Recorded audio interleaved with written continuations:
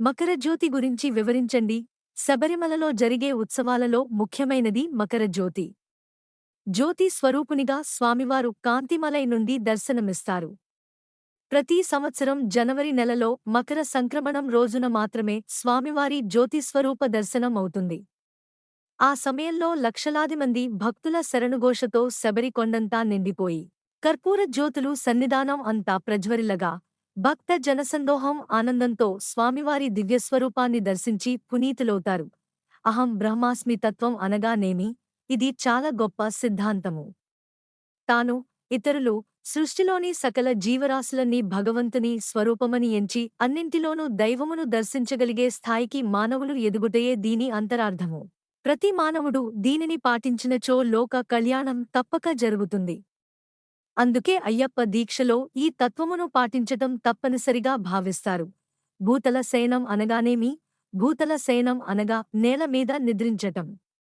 నేలపై నిద్రించటం వలన భూమిలో ఉన్న ఖనిజ, లవణములను శరీరము కావలసినంత మేర గ్రహించగలుగుతుంది. అంతేకాక భూమిలో ఉన్న అయస్కాంత శక్తి వలన కీళ్ల సంబంధమైన మరియు రక్తపోటు సంబంధించిన వ్యాధులు నివారించవచ్చు. బ్రహ్మచర్యం అనగానేమి? పరబ్రహ్మము గూర్చి చింతిస్తూ ఆ తలంపులోనే గడుపుటయే బ్రహ్మచర్యం అంటారు. దీక్షా సమయములో కాని, భగవంతునికి విశేష పూజ జరిపే సమయములో కాని భక్తులు సంసార జీవనానికి దూరంగా ఉండటం నియమముగా పాటిస్తుంటారు. దీనినే బ్రహ్మచర్యం అని అంటారు. ఇది హిందూ సాంప్రదాయముగా వస్తుంది. అయ్యప్పలు నుదుట గంధం, కుంకుమ ఎందుకు ధరిస్తారు? మానవుల కనుబొమ్మల మధ్య భాగమునందు సుషుమ్న అనే నాడి ఉంటుంది. ఈ సుషుమ్న నాడిలో భగవంతుడు జ్ఞానరూపములో సంచరిస్తూ ఉంటాడని భారతీయుల విశ్వాసము. అందుచేతనే ఆ ప్రదేశాన్ని గంధంతోనూ, కుంకుమతోనూ అలంకరిస్తారు. అయ్యప్ప దీక్ష అంటే ఏమిటి? ఎలా చేస్తారు? నిశ్చలమైన మనస్సుతో సంకల్పించడాన్ని దీక్ష అంటారు. మనస్సు, వాక్కు, శరీరము ఈ మూడింటినీ త్రికరణములు అంటారు. ఈ మూడింటికి సమన్వయము కుదిరి చేసిన పనులనే మనోవాక్కాయకర్మలు అని అంటారు. అహింస, సత్యము, ఆస్తేయము, బ్రహ్మచర్యం, అపరిగ్రహము అనే మహావ్రతాలను మనోవాక్కాయ కర్మల ద్వారా ఆచరించుటను దీక్ష అంటారు. మహావ్రతాలు: 1. అహింస, హింస చేయకుండా యుండుట. 2. సత్యం, దేవుని యందు నిజమైన భక్తిని కలిగియుండుట. 3. ఆస్తేయము, అవలంబించేందుకు తగినది. 4. బ్రహ్మచర్యము, శారీరక వ్యామోహాలు లేకుండా భగవంతుని గూర్చి త్రికరణ శుద్ధిగా చేసే పవిత్ర కార్యము. 5. అపరిగ్రహము, తన భోగసాధనలకే ధనాదులను ఇతరుల నుండి పుచ్చుకోకుండా ఉండుట. ఈ 5 వ్రతాలను త్రికరణ శుద్ధిగా ఆచరించుటను దీక్ష అంటారు. అయ్యప్ప దీక్షా విధానం. అయ్యప్ప దీక్ష యొక్క ప్రాశస్త్యము, విశిష్టతలు ఏమిటి? కుల మత భేదాలకు అతీతంగా, జాతి, భాషల వ్యత్యాసం లేకుండా శాంతిప్రియులై, నియమ నిబంధనలతో కూడిన జీవన విధానముతో నిరంతరం భగవంతుని ధ్యానిస్తూ సేవలు చేయుచూ జీవన శైలిని సుగమనము చేసుకోవటమే అయ్యప్ప దీక్షలోని ప్రాశస్త్యం.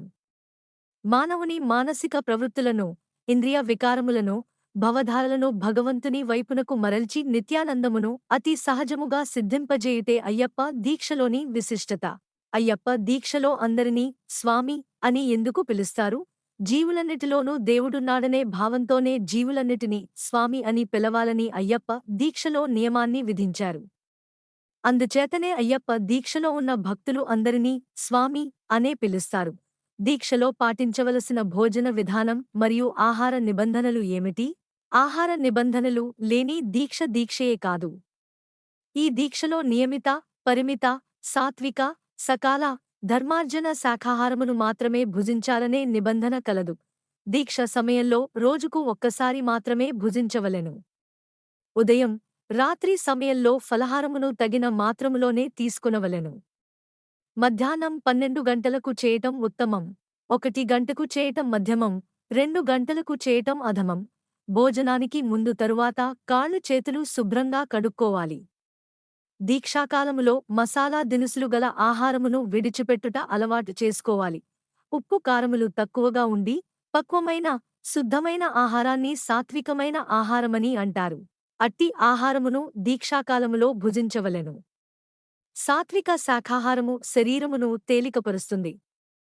మనస్సుకు శాంతిని, కోరికలకు దూరముగా భగవద్ధ్యానముకు ఏకాగ్రతను కలిగిస్తుంది. దీక్షానంతరం మాల విసర్జన చేసిన తర్వాత విసర్జించిన మాలలను తిరిగి దీక్షకు ధరించవచ్చునా? మాల విసర్జనముతో అంతవరకు అందుండి మనలను కాపాడుచుండిన శివ, విష్ణు చైతన్యం విసర్జింపబడిన మాలలోనే మిగిలిపోతుంది. అట్టి మాలను శుభ్రపరిచి తదుపరి వచ్చే సంవత్సరం దీక్షమాలగా ధరించువేళ మొదటి సంవత్సరం చేసిన తపఃఫలము, ధైర్యసాహసములు, వాక్శుద్ధి ఇవన్నీయూ లభ్యమవుతాయి.